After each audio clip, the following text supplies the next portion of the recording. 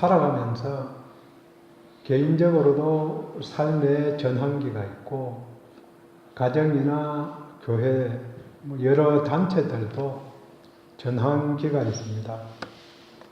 소극적으로 변화가 일어나는 때라고 말할 수 있습니다.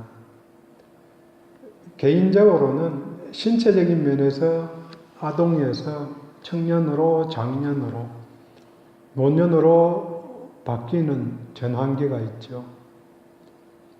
그 신체가 정신적으로 사회적으로 사회적 요인들에 영향을 미치기 때문에 삶의 전환기가 있다고 이야기를 합니다. 학교에 들어가는 것도 마찬가지이고 직장에 들어가는 것도 직장을 변경하는 것도 퇴직하는 것도 또 지역을 옮겨서 살아가는 것도 다른 삶의 양식을 보일 수 있기 때문에 전환기입니다. 모든 기업과 같은 영리단체이든 종교단체와 같은 비영리단체이든 끊임없이 변화와 변신, 혁신이 필요합니다. 계획이 이루어진 단체는 발전하고 성장이 있지만 그러하지 못한 단체는 쇠퇴하게 됩니다. 이 변화의 시점이 전환기입니다. 개인이나 단체는 잘 될 때에, 성공하고 있을 때에 한 번, 두 번, 한 번의 성공만으로도 자만심이 생기기도 하지만 한두 번 원하는 대로 이루어지면 자만심이 생기게 되기 쉽습니다. 그렇게 되면 하는 일마다 잘 될 거라 이런 생각을 하고 원칙 없이 욕심을 내게 되고 그 다음 위기가 왔는데 위험 요인들이 뻔히 보이는데도 그 가능성을 부정하는 그런 조직 문화가 형성된다고 합니다. 위험을 발견할 수 있는 조직 문화가 없기 때문에 그 단체가 유명무실해지거나 생명이 끝나게 된다고 짐 콜린스가 위대한 기업은 다 어디로 갔을까 하는 책에서 말합니다. 많은 기업들이 흥망성쇠를 겪는다는 거죠. 잘 아시듯이 모토로라, 휴대폰 하면 모토로라가 대명사였는데 그게 지는 해 넘어가고 그렇게 문제가 되는 거죠. 나라들도 부강하고 잘 되다가도 넘어가고 없어지는 거죠. 기업의 흥망성쇠, 국가의 흥망성쇠, 교회의 흥망성쇠, 모든 단체는 흥망성쇠의 과정을 거치면서 역사 속에서 사라지게 됩니다. 이 과정 속에 각 단계를 넘어가는 전환기가 있다.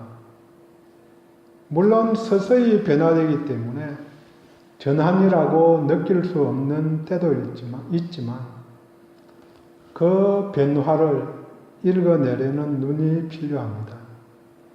긍정적이든 부정적이든 개인적이든 공동체든 전환기가 있고 적절한 대응이 요구됩니다.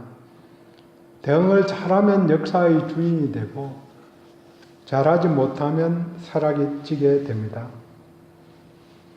물론 전환 그때에 윤리와 논리가 성경에 근거할 때 믿음의 본이 되지만 세상적일 때에는 청산의 또 다른 대상이 되기 쉽습니다.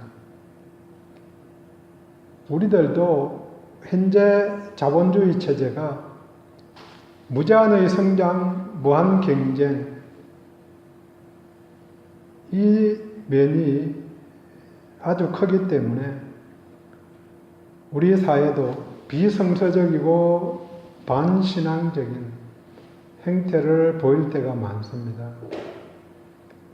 개인이든 교회든 가치 체계의 전환을 시도해야만 합니다.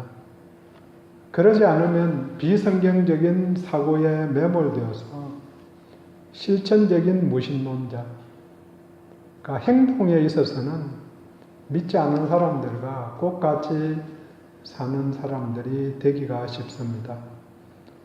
개인이든 단체든 바뀌어야 할 때가 있습니다. 그때 변하지 않으면 문제가 발생하고 극단적으로는 망하게 됩니다. 교회도 변하지 않으면 망하게 됩니다. 어떤 경우에는 변화를 거부할 때 하나님이 강제로 변하게 만드십니다. 문제는 하나님이 손을 대시면 심각한 일이 개인적으로 생기기 때문에 미리 항복하고 성경의 원리대로, 성경대로 돌아가야 합니다. 오늘은 사도행전입니다. 사도행전은 누가복음의 후속편입니다. 저자가 동일한 누가이고 내용도 복음서 이후의 내용을 기록한 것입니다. 물론 누가복음 마지막 4절은 예수님이 성천하신 내용이 기록되어 있고 오늘 본문에도 성천의 내용이 그 부분만 마지막 4절만 중복되어 있고 나머지는 이어서 기록한 것입니다. 누가복음은 갈릴리에서 출발한 복음이 예루살렘에서 마무리하고 갈보리 산에서 마무리하면서 예수님의 공생애가 기록되었지만 사도행전은 예루살렘에서 출발한 복음이 사도들을 통해서 확장되는 과정을 기록하였습니다. 복음의 확산, 제자들이 그 사명을 감당하게 되는 결정적인 요인이 성령 침례, 성령의 세례입니다. 이전까지는 예수님과 동행하며 활동했고 또 필요할 때 성령님이 임하기는 했지만 일시적으로 선지자들에게 임한 것과 같이 제자들에게도 동행했습니다. 하지만 오순절 성령 강림 이후에는 처음에 성령 받은 제자들뿐 아니고 그 뒤에 믿음을 가지게 된 모든 성도들에게 예수를 주로 고백하는 모든 사람들에게 성령님이 임하셔서 동행하십니다. 역사가 바뀐 거죠.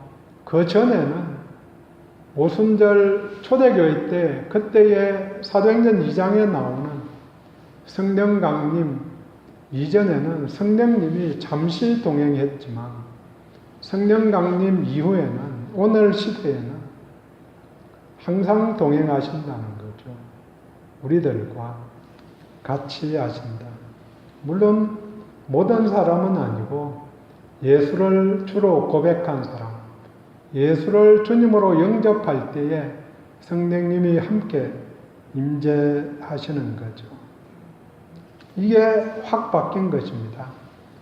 일시적인 임재에서 영원한 거주, 그리고 특정한 사람들에게 임하셨던 것이 영접한 모든 자녀들에게 임하시는 것입니다.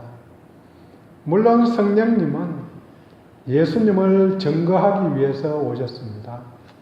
그래서 성령님을 하나님의 영이라고 호칭하기도 하지만 성경 속에 예수의 영이라고 그렇게 부릅니다. 물론 오늘 본문 상황에서는 예수님께서 성령이 임할 것이다.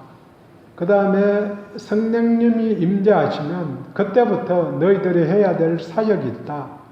이런 약속이 주어지지만 실제로 임한 것은 사도행전 2장에서 일어난 일입니다. 일어나기 전에, 그 사건이 일어나기 전에 이 역사가 왜 중요한지, 왜 기다려야 하는지, 이 중요성을 미리 말씀하신 것입니다. 성령 침례로 말미암아 새로운 역사가 일어나게 되었습니다. 이 역사가 일어날 것을 예수님이 아시고 알려주시기 위해서 새 역사의 사명들을 제자들에게 맡기고 제자들을 떠나가실 수 있었던 것입니다. 한 가지 더 성령님 오심의 전후에 변화된 것이 또 있습니다. 그 전에는 예수님이 전한 복음이 뭐냐? 하나님 나라의 복음을 전했습니다. 예수님이 처음에 말씀하신 것이 하나님 나라가 가까이 왔다. 회개하고 복음을 믿어라. 그 복음이 뭐냐? 하나님 나라가 왔다는 거죠. 우리들에게 예수님이 이 땅에 오심으로 하나님 나라가 도래했다. 이걸 복음으로 전도했습니다. 그런데 예수님이 승천하시고 나서 제자들은 예수가 그리스도다. 예수가 메시아 하는 것을 증거한 거죠. 예수님이 우리의 죄를 해결하기 위해서 십자가를 지시고 또 부활하셨다. 거기에 내가 정인이다. 이렇게 외치기 시작한 것입니다. 예수님의 십자가와 부활이 복음이 된 것입니다. 겉으로 보면 차이가 있습니다. 예수님은 하나님 나라의 복음을 말씀하셨고 제자들은 예수님이 복음이라고 십자가와 부활이 복음이라고 그렇게 증거한 게 조금 다르긴 합니다. 하지만 하나님 나라 들어가는 방법을 제시한 것입니다. 십자가와 부활, 그 예수를 통해서 하나님 나라에 들어갈 수 있다. 다른 방법으로는 전혀 하나님 나라가 왔다는 게 무슨 의미가 있어요? 사실 먹방 많이 하는데 맛있는 거 눈에 막 보이죠. 그래서 먹고 싶다고 생각 많이 해봤자 무슨 의미가 있어요? 내 앞에 그게 놓여 있어서 먹어야 그게 의미가 있는 거지. 하나님 나라가 좋다. 그 나라가 아픔도 없고 슬픔도 없다. 그게 아무리 좋은 것이든 내하고 무관하면 그게 무슨 의미가 있겠어요? 거기에 제자들은 거기에 들어가는 방법이 있다.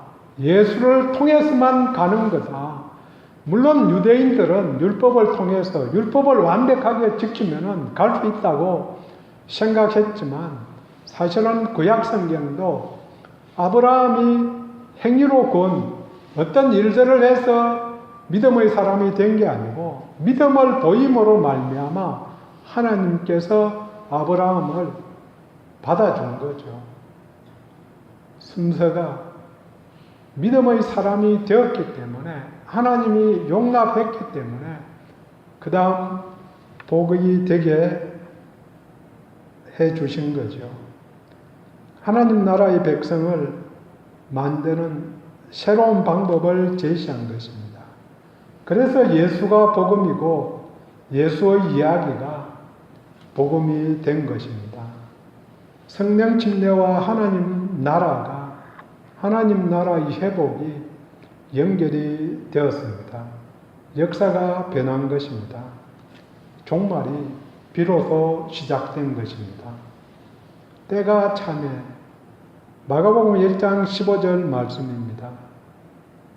그때에 맞춰서 예수님이 오셔서 하나님 나라를 드러내셨습니다.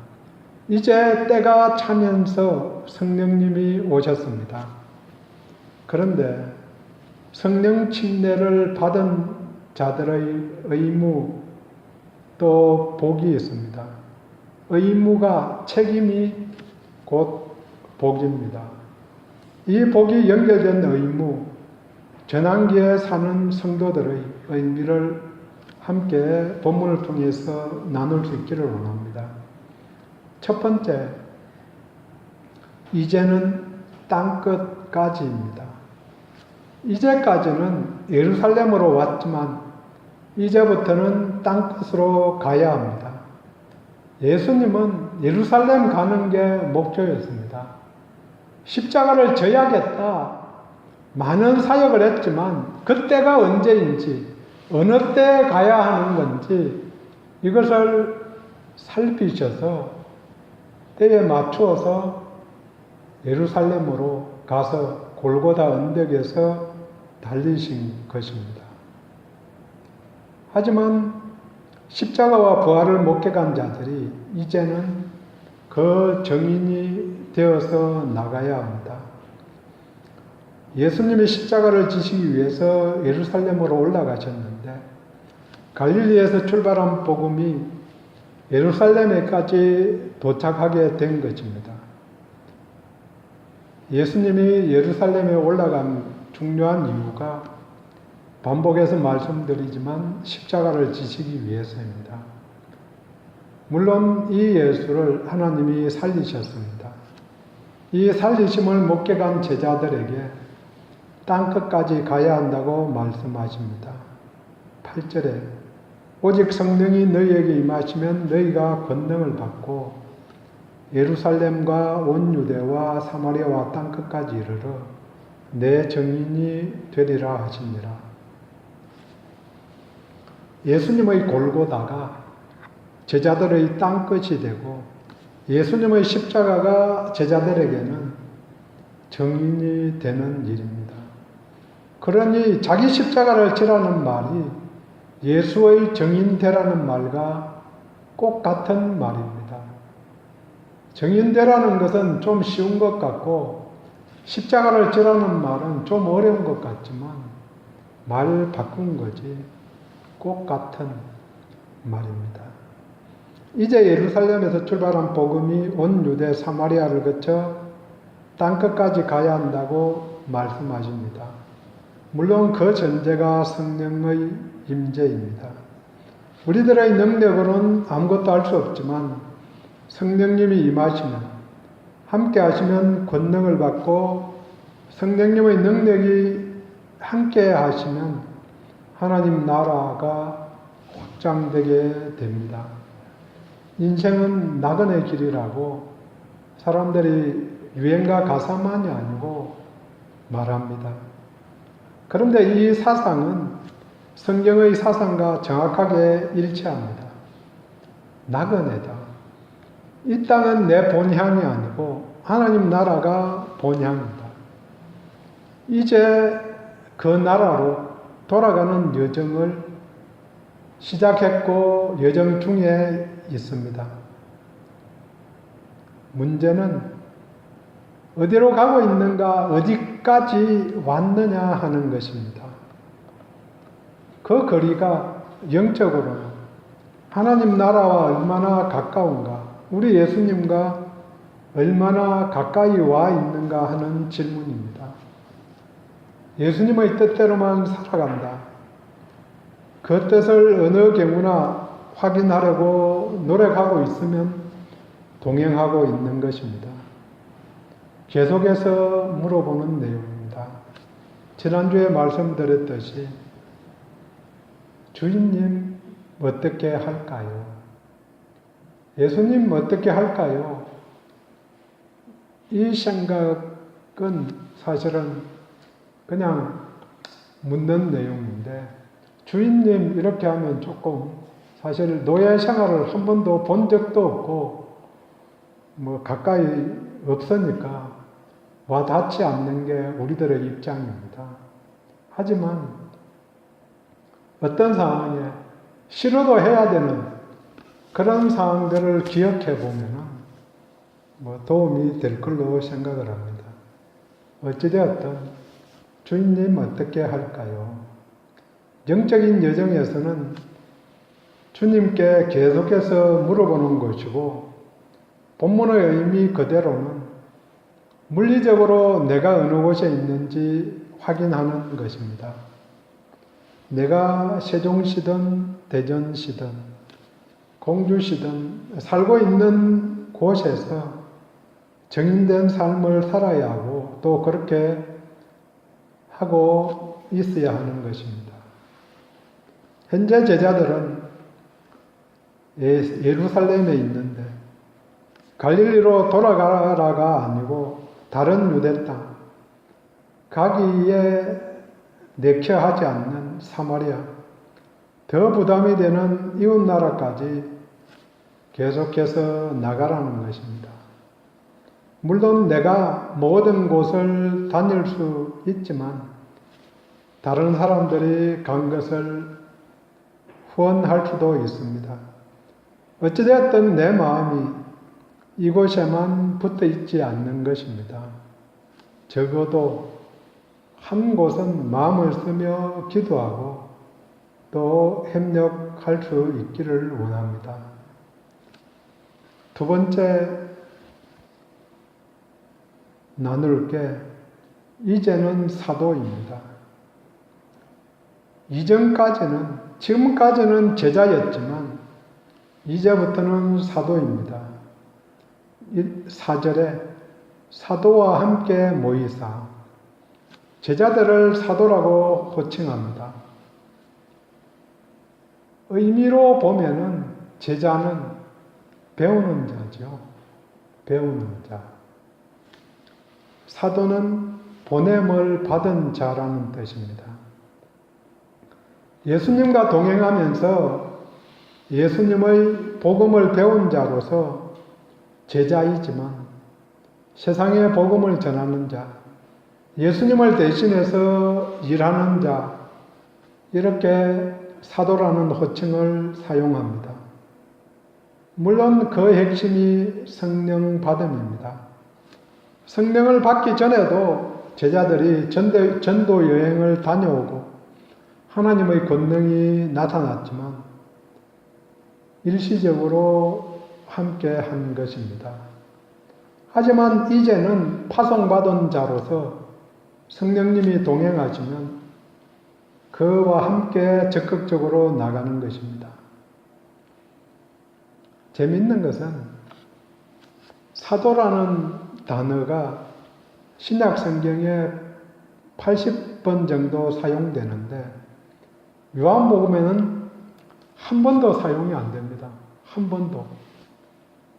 마태는 12제자를 부르실 때 딱 한 번 사도라고 부르고 마가는 제자들이 선교여행을 다녀오고 나서 꼭 한 번 사도라는 호칭을 씁니다. 마태, 마가, 요한은 사도라는 호칭을 복음서에 거의 안 적은 거죠. 그런데 누가는 10번 가까이 사용하면서 제자와 사도를 혼용합니다. 그러니까 다른 복음서는 제자의 의미를 굉장히 강조했다는 거죠. 복음서 속에서는. 하지만 누가는 사도행전과 이어가기 위해서 제자라는 말을 누가복음에서는 훨씬 많이 썼지만 사도라는 말을 간간히 섞어 쓰는 거죠. 사도행전과 복음서에 제자라는 단어는 260번 정도 사용되는데 서신서에는 제자라는 단어를 또 한 번도 안 씁니다.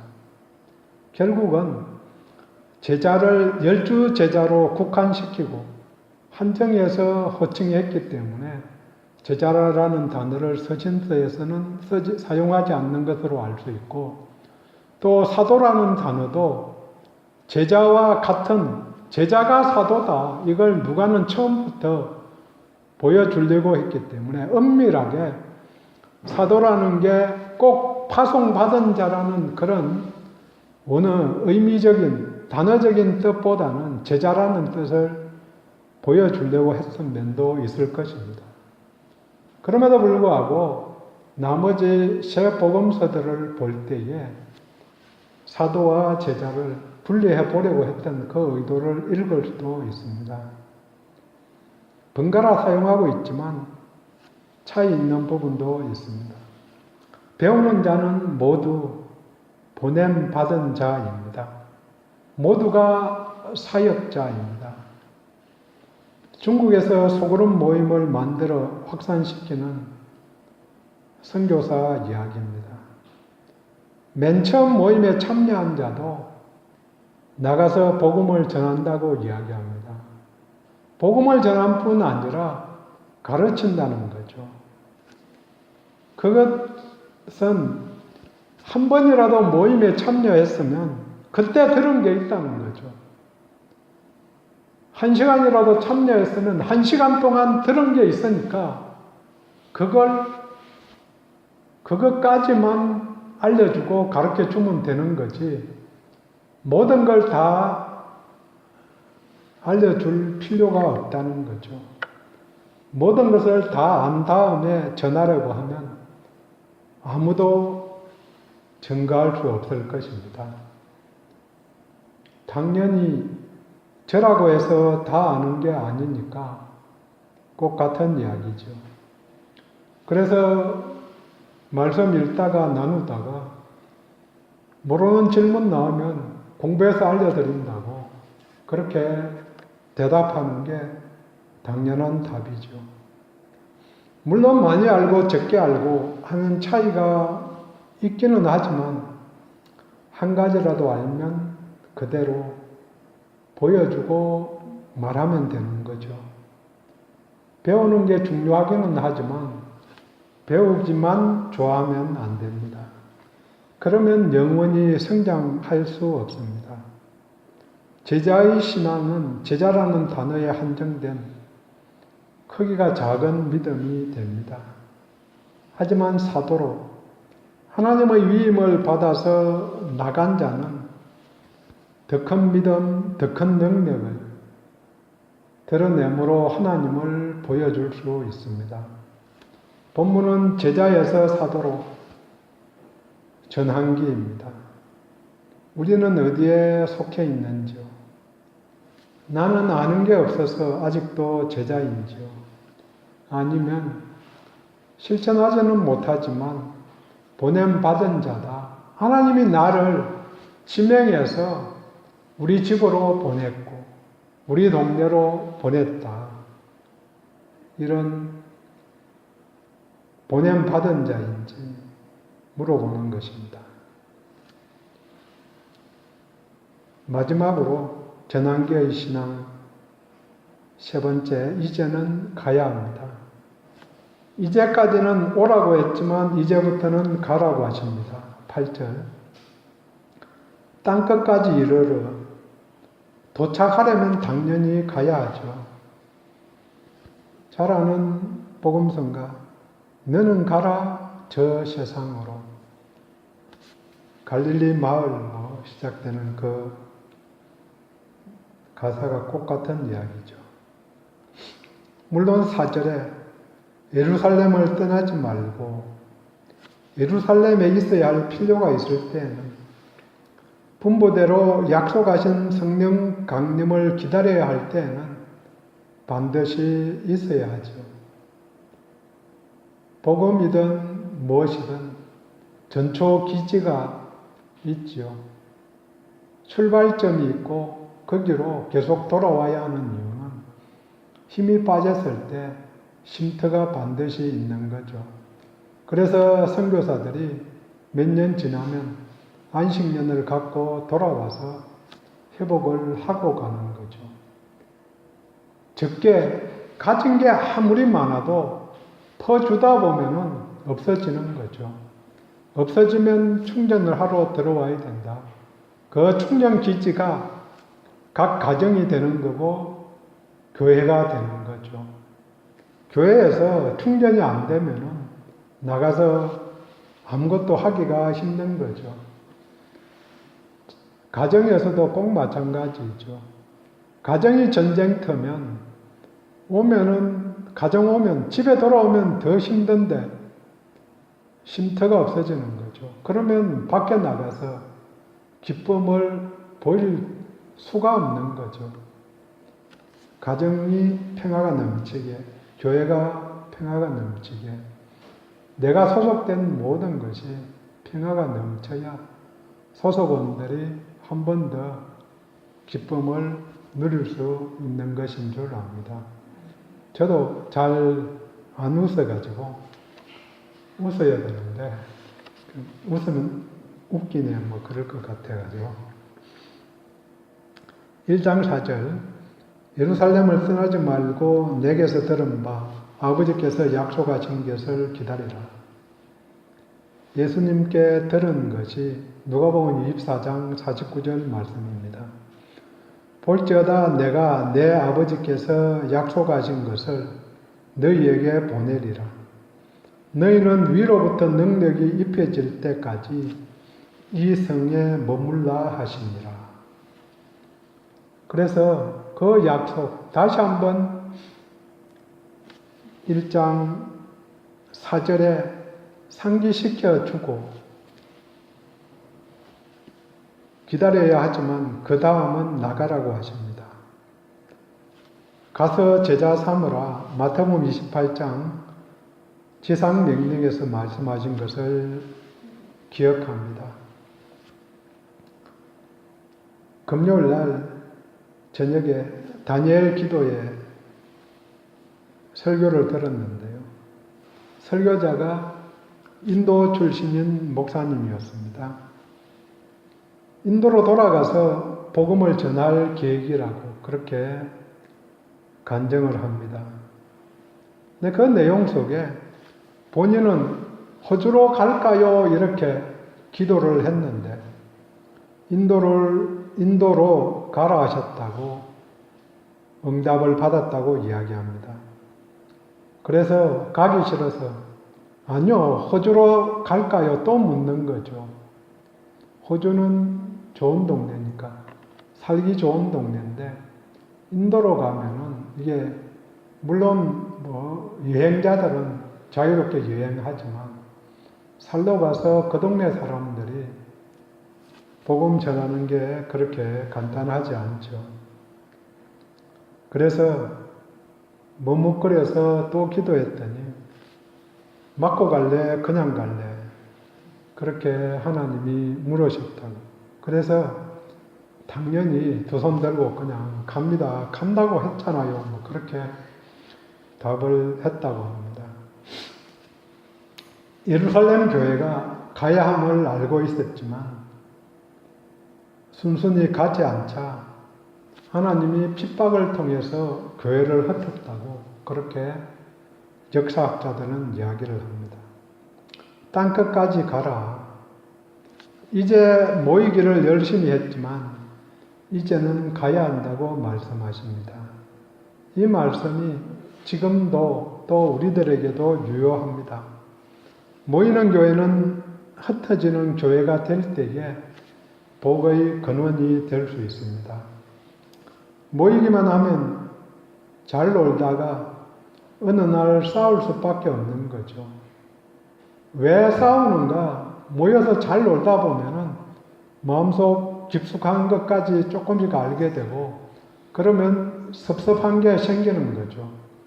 이렇게까지 잘 해줬는데 챙겨줬는데 이게 돌아오는 게 없네. 그러면 섭섭하죠. 그러면은 싸우는 거죠. 가만히 있다가 어느 날 표현되게 되는 거죠.